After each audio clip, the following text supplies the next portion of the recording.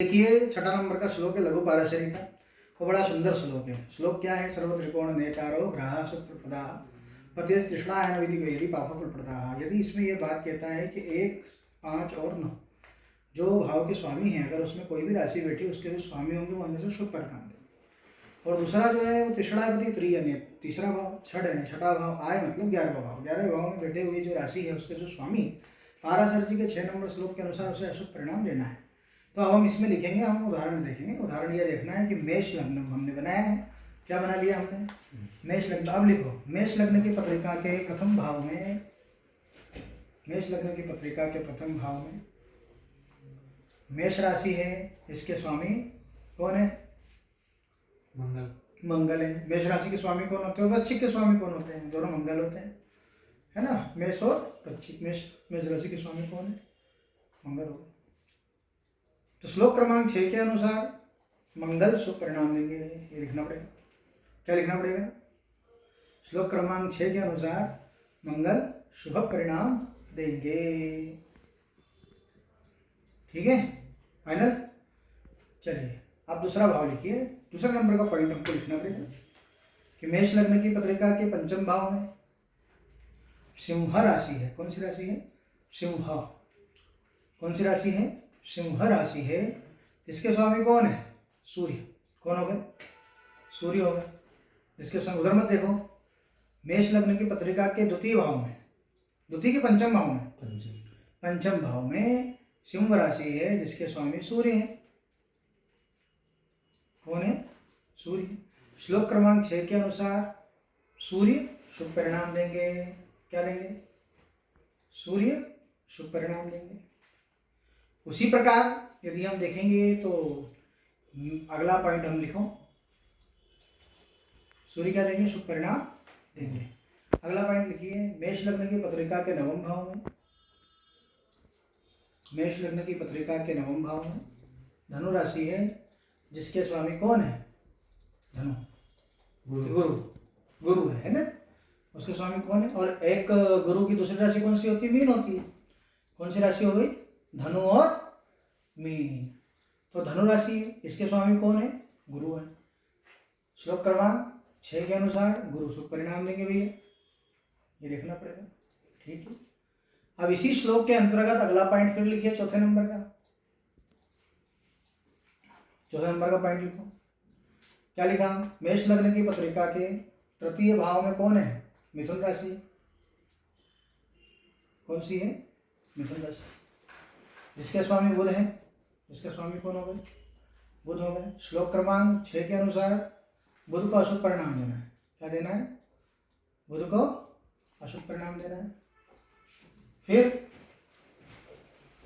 अगला पॉइंट लिखो, मेष लग्न की पत्रिका के छठे भाव में कन्या राशि है।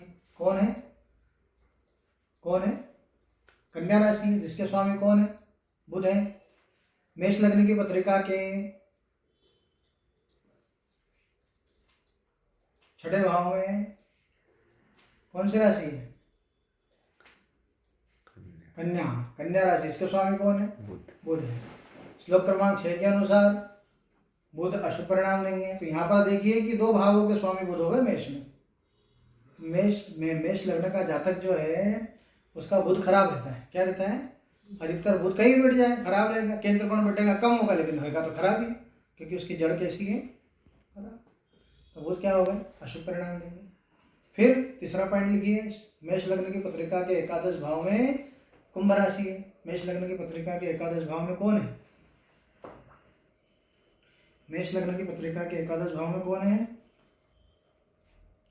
कुंभ राशि। इसके स्वामी कौन है? शनि। शनि से सब लोग डरते हैं, भयंकर शनि आ गया तो आपने बाबा हो गए, ये अब तो पूरे तहस नहस हो जाएगा, जिंदगी खत्म हो जाएगी, पता नहीं क्या बोलते हैं। लेकिन उसी शनि और उसी राहु के बीच में क्या होता है? उसी शनि और राहु के बीच में आदमी स्टेबल होता है, वहाँ संघर्ष करना सीखता है, वहाँ पर नीड होती है, आवश्यकता होती है, तो मनुष्य नए रास्ते खोजता है, नए रास्ते खोज कर लाता है। ऐसे ग्रह हैं। लेकिन अब यहाँ आए भाव में जाकर कौन बैठ गया? कुंभ की राशि। इसके स्वामी कौन हो गए? शनि हो गए। तो श्लोक क्रमांक 6 के अनुसार इसे भी क्या देना है? अशुभ परिणाम देना। ये अभी डिसाइड नहीं किया, ये तो अभी संज्ञा चल रही है। क्या चल रही है? बुधेर भावादय सर्वे ज्ञेया सामान्य शास्त्रानुसारेण संज्ञा ब्रह्म विशेषता की बात करते हैं पाराशर। ठीक है, तो यहाँ पर क्या हो गया, अशुभ परिणाम होगा। इसी प्रकार प्रत्येक लग्न में, वृषभ में हो गया, मिथुन में हो गया, कर्क में, सिंह में, कन्या में, तुला में, वृश्चिक में, धनु में, मकर में, कुंभ में और मीन में, जब जैसे लग्न चेंज होगा इन भावों में जो राशि आएगी उसके स्वामी शुभ हो जाएंगे और दूसरे भावों की राशि आएगी वो राशि शुभ हो जाएगी। मान लीजिए वृषभ लग्न है, वृषभ लग्न के प्रथम भाव में वृषभ राशि है, स्वामी शुक्र है। तो शुक्र है तो शुक्र यहाँ पर बहुत बढ़िया होगा, क्योंकि शुक्र के लग्नों में शुक्र बहुत बढ़िया होता है, ये आप ध्यान रखिए। और शुक्र के लग्नों के अंदर शनि बहुत बढ़िया होता है, क्योंकि देखिए यहाँ पर जो है वृषभ लग्न पत्रिका के पंचम भाव में कौन सी राशि होगी, कन्या राशि होगी, कन्या राशि शुभ कारक होगी। अब यहीं पर जो है नवम भाव में कौन सी राशि होगी, कौन राशि हो गई है, हुई कि नहीं हुई, मकर राशि होगी। मकर राशि नवम भाव में आ गई, किस केस में, वृषभ केस में, बहुत बढ़िया हो गई। अब वो नवम की भी स्वामी है और दशम की भी स्वामी है, तो नवम दशम का योग है, विराज योग हो गया। इतना बढ़िया योग होता है, तो ये श्लोक हमें लागू करके देखना चाहिए पाराशर जी के अंदर, तो हमें पता चलेगा कि कौन से ग्रह शुभ है और कौन से ग्रह अशुभ है। तो यहाँ पर वृषभ लग्न के अंदर ये शुभ हो गए। और वृषभ लग्न की पत्रिका के तृतीय भाव में कौन सी राशि होगी, कर्क राशि होगी। कर्क राशि जो है श्लोक क्रमांक 6 के अनुसार अशुभ परिणाम है, कर्क राशि के स्वामी चंद्रमा होगा, शुभ परिणाम है। इसी प्रकार हमें प्रत्येक लग्नों का शोधन करके लाना है, अर्थात मीन लग्नों तक यदि आपने इस प्रकार से शोधन किया तो ये श्लोक आपको पूरा के पूरा आ जाएगा, इसमें कोई संशय नहीं है। तो ठीक है, इस प्रकार की जानकारी के लिए आप जरूर जुड़िए नक्षत्र कुटी से एवं जानिए कि पाराशर जी के रहस्य में क्या लिखा है। और यदि वीडियो जरूर अगर पसंद आया हो तो आप सब्सक्राइब कीजिए, और यदि आप क्लास लेना चाहते हैं ऑनलाइन या ऑफलाइन तो नीचे दिए गए नंबर पे आप संपर्क कीजिए।